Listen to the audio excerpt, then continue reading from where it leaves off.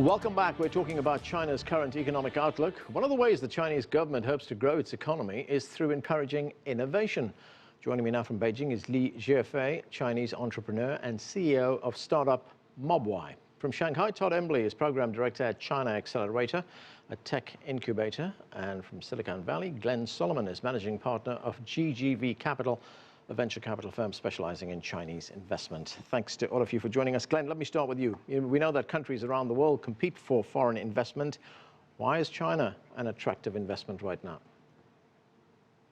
At GGV Capital, we've based our business on investing in both the U.S. and China and the convergence in those two markets. And on, if you look at the global economy, U.S. and China are the two biggest economies. They're increasingly intertwined, particularly as it relates to technology. The world is getting flatter, and we're seeing in areas like mobile and connected devices, for example, that the U.S. and China keep getting closer together. So there's opportunities out there that we see to invest in companies that are taking advantage of that convergence in both the U.S. and China. Right, and you have investors investing in each other's country, I guess. That's right. We have one team. We're one partnership across both markets. In fact, I was just in China all last week. And my partners in China come over to the U.S. frequently as well. And many of our companies take advantage of the fact that we're in both markets. They might be producing their products in one market and selling in the other, or vice versa, taking advantage, again, of the opportunities that exist in both markets. Zhifei, we just heard our reporter tell us earlier on about China's new direction, talking about innovation now in China. And you are the embodiment of China's new direction. You started a company called Mobvoi, which focuses on artificial intelligence. You've attracted investment from Google. Tell us about your venture. Yeah, so let me give you an introduction about our company. My company is called Mobvoi. We started this company in 2012. It's an artificial intelligence company, and we're trying to create a new human-computer interaction experience for voice search. And our company attracted investment from Sequoia and SIG and Google recently.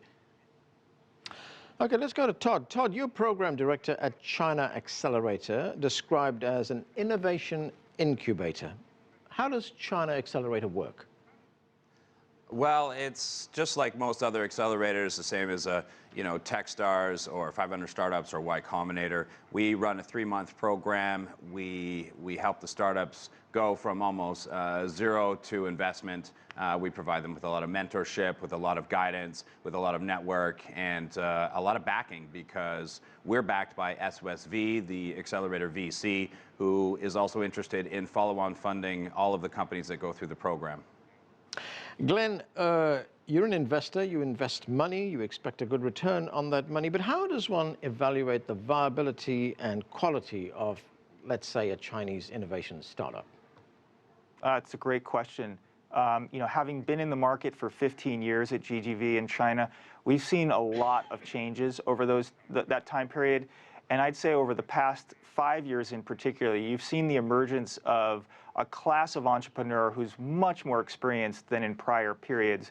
Many of the folks that we're backing at companies in China have worked for the Alibabas, the Baidus, the Tencents already, and have had experience then in growing businesses with really good management teams, so have seen what that's like. So they're not first-time people any longer. They're very experienced and are attacking a very big market in China where there's still a lot of opportunity.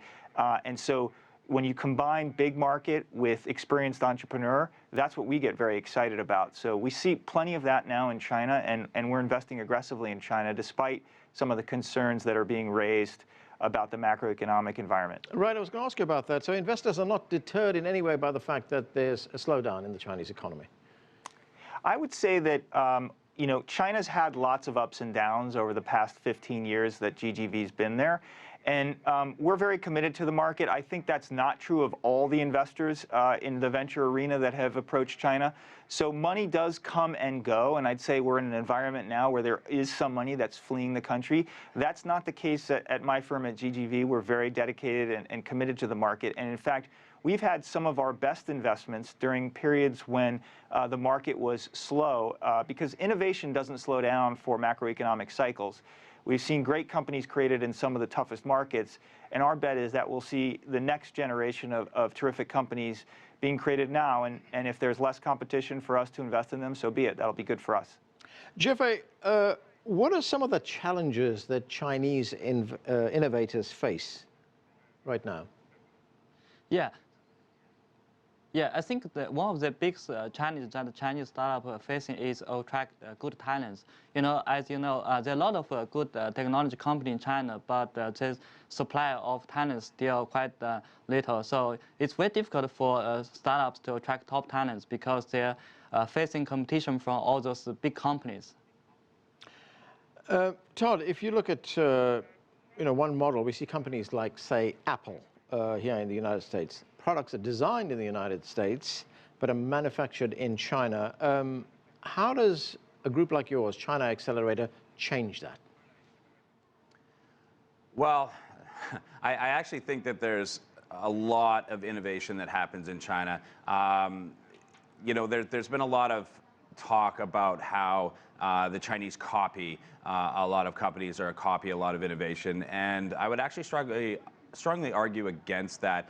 I think they take quite a lot of ideas, but they will reverse engineer and then re-engineer and then localize. And I tell you one thing that they're doing is they're innovating a lot on the business model side of things and side of startups. So yes, China has been a large manufacturing hub for a lot of things, especially hardware down south in the Guangzhou region, in the Guangdong region, near Shenzhen. But I think we're going to see a lot more true innovation at the code level of a lot of products and services and softwares coming out of China. Now, what about money? Are you able to attract the kind of investment you want for startups? Yeah, I mean, there is a lot of money here. We talked about the slowdown in China, and I think that it doesn't affect things at the early stage level. I think if you're looking to raise money in a Series C or Series B or Series D level, yes, it could affect those rounds. But I think at a very early stage, there is still a lot of money, and there's a lot of initiatives happening in China right now. Last week, there was a lot of buzz because the Shanghai government released new legislation saying that if any fund had an office in Shanghai, that they could apply for a return on failed investment. So if something they invested in actually died or the company shut down, they could actually apply for up to 40% of that investment to come back at a maximum of 3 million renminbi per year and a total of 9 million renminbi per company. So there's a lot of, they're actually doing a lot of things to work against slowdown and to encourage a lot more investment here in China. Zhifei, you talked a moment ago about some of the challenges that you face, one of them being trying to attract the right type of talent to companies like yours. But what are the benefits of being an innovator in China? Yeah, I think one of the benefits of being in China is really there's a huge market. So whatever you do here, you will attract millions of users. So that's some of the things that we don't see else in the world. Also, because there are a lot of big cities in China, so you can, whenever you create a service, there are a lot of people living in the city, and they can make use of your service. And then you will get a lot of real demand. I think that's really one of the huge advantages in China. Glenn, how important is it for China to become a powerful innovator?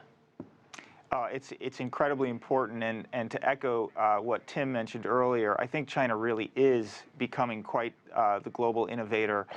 That's not something that's well understood in the West, but if you look at things like the patent applications in China or the number of PhDs being honored and granted each year in China, those numbers continue to climb and dwarf the similar numbers in the US. And that's just an indication of the quest for IP in China and innovation. And we're seeing that in companies now as well. Certainly business model innovation is a very important part of what's made Chinese startups successful. They say that necessity is the mother of invention in China. That's definitely the case, and we're seeing lots of companies with creative business models that have achieved a lot of success. Alibaba, for example, one of our early portfolio companies, was really the first business on the globe to create the freemium model, which is now used extensively in the US. Same is true for virtual items that Tencent popularized and did very well with, which are now very popular in the US as examples. But we're also seeing beyond business model innovation, things in harder, deeper IP, hardware and connected devices, lots of innovation going on in China. So you mentioned earlier, looking at Apple, where the design is done in the US and manufacture is done largely in China these days. I think we'll see more and more companies reversing that trend. Xiaomi is a good example of that, a company that's really developing their products, designing, developing, and assembling those products in China, and they've been obviously very successful so far. Todd, help us understand more about innovation in China. I would imagine that, for companies to be successful, there would have to be some kind of an infrastructure, an ecosystem, the right environment in China for them to thrive. Is it there? Yeah, I think for all innovation to be successful, to be able to actually take the startups to be a viable business, it does take an infrastructure. I think one of the greatest benefits to doing startups in China is the WeChat environment or Weixin. I think that it's probably the greatest tool that's ever come along for a startup or for entrepreneurs or for founders. It's an amazing environment where you can immediately start talking to customers, you can create group chats, then you can create your service account and subscription account and move over to then a WeChat app. I mean, you've got 700 million users on WeChat, an incredible amount of opportunity to create viral content. You don't have to even code a single line of your product. Meanwhile, you've done tons of work on the product market fit, and you can even accept payments by integrating with the WeChat API for payments. It's probably one of the best things. I think that alone stands as the greatest opportunity for startups that's come along in decades, and it's here in China. Zhifei, if you look at your company, Mobvoi, it was the first direct investment by Google into China. Why were they so keen to invest in your company, and what's in it for Google? Well, our story with Google started from the partnership with Android Wear, the smartwatch operating system. When Android Wear come to China, because Google now is not available in China, so they replaced our voice search engine and use our voice engine to support all the smartwatch, including Huawei and Moto. After this collaboration, and they got a lot of deep discussion with our engineer or product manager, also talk to our users. They realized we're a company that has a similar value as Google. We care about user value, we're data-driven, and we have key technology, and we focus on long-term stuff. So then they decided to invest us. Glenn, what kind of incentives are there for the kinds of investments that you are making in China right now? Well, again, we're as a venture capital firm, we're focused on trying to earn the highest return we can. And so our motivator is return. And we see the opportunity very much front and center in China to create big return. Despite the fact that there's some concern about overall macroeconomic conditions in China, if you look at the new economy in China, in e-commerce, in travel, and connected devices, the economy remains very strong. Demand is high. Companies in our portfolio in those areas are growing rapidly, and that's an indication that there's still lots more to come. We also see a big opportunity in Tier 3 and Tier 4 cities. There's been quite a bit of innovation and penetration of new economy companies into the top Tier 1 and Tier 2 cities, but some of the smaller cities, Tier 2, Tier 3, Tier 4, you'll see continued growth in those markets as well, which will give renewed and continued growth to lots of the companies in the new economy in China. Todd, last year there was something like 49 startups daily in one area of Beijing, yet we have not, up to now, seen any major Chinese brand take hold worldwide. Will we start to see that in the near future?